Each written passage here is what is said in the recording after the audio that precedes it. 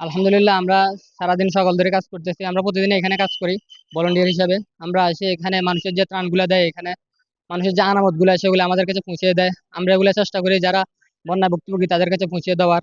তো আমাদের যথেষ্ট পরিমাণ ভলান্টিয়ার এখানে আছে, যথেষ্ট পরিমাণ ত্রাণ আছে, পানি সহ, ওষুধ সহ, মেডিসিন সহ, মানে মানুষের বাচ্চাদের সহ যত পরিমাণ ত্রাণের প্রয়োজন মোটামুটি সব ধরনের ত্রাণ এখানে আসতেছে।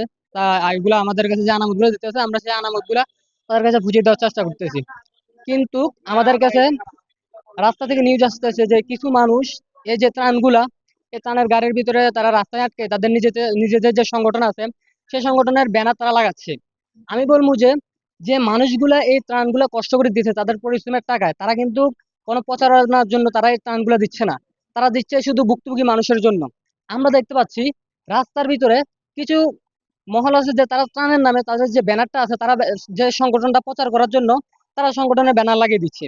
আসলে আমরা, আমাদের কথা হচ্ছে যে আমরা তাদেরকে নিষেধ করতেছি জোরালো ভাবে যে আপনারা এই কাজগুলো করবেন না। কালকে অবশ্যই সার্জিস আলম ভাই এই একটা ভিডিও দিচ্ছে, আমরা দেখছেন।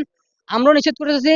আমরা যেখানে এখানে ভলান্টিয়াররা আছে, আমরা যে কাজ করতেছি বা যারা ত্রাণ দিচ্ছে এখানে, মানে যারা সহযোগিতা করতেছে তারা তো ব্যানার লাগাচ্ছে না। তাহলে আপনারা কেন ব্যানার লাগাচ্ছেন? আপনাদের তো ব্যানার লাগানোর কোনো অধিকার এখানে নাই।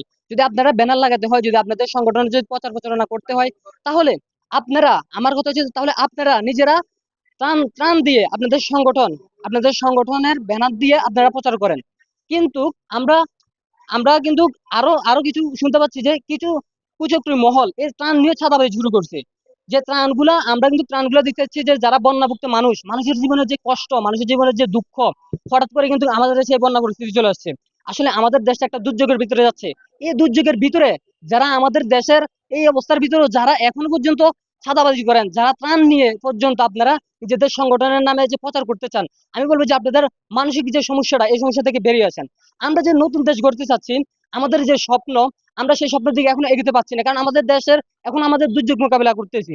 দুর্যোগ মোকাবেলা করে আমরা এখনো কেটে উঠতে পারি নাই। আমরা যদি দুর্যোগ মোকাবেলা করতে হয়, তাহলে আমাদের দেশের সকলের সহযোগিতা দরকার। স্টুডেন্ট হইতে একজন শ্রমিক হইতে সকলের সহযোগিতা দরকার। আপনারা দেখেছেন এই বন্যা দুর্গত সময় কিছু মানুষ যে রাস্তাঘাটে আন্দোলন করে, আপনারা অবশ্যই অবগত আছেন যে কিছুদিন আগে আনসাররা আন্দোলন করছে। আমাদের যে সম্মানের আমাদের যে সম্মান হাসনাত ভাই, সে আমাদের কুমিল্লার মানুষ। তো হাসনাত ভাইকে তারা মেরে এখন হসপিটালে ভর্তি আছে হাসনাত ভাই। আমার কথা হচ্ছে যে আপনারা আন্দোলন করেন, আপনাদের আন্দোলন যদি যৌক্তিক হয় তাহলে আমরা আপনাদের আন্দোলন মেনে নিব। ডক্টর ইউনূস সাহেব আপনাদের আন্দোলন মেনে নিবে। আপনার সকলের দাবি দাবা কিন্তু মেনে নেওয়ার জন্য আমরা দেশ সংঘর্ষ করতেছি। আপনারা 16 বছর ধৈর্য ধরতে পারছেন, আপনারা যদি আর 16টা দিন, 16টা মাস, একটা মাস, 2টা মাস ধৈর্য ধরেন, আপনাদের দাবি দাবা কিন্তু পূরণ হয়ে যায়।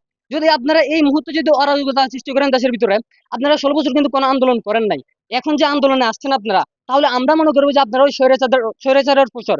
কারণ এই 16 বছর যদি আপনারা আন্দোলন করেন নাই, তাহলে আপনারা অবশ্যই 2টা মাস, 3টা মাস ধৈর্য ধরেন। আমরা দেখলাম যে শাহবাগের রিক্সাওয়ালারা যারা শ্রমিক, তারা আন্দোলনে গেছে। আন্দোলন করার অধিকার সবার আছে, কিন্তু এটা আন্দোলন করার সময় না।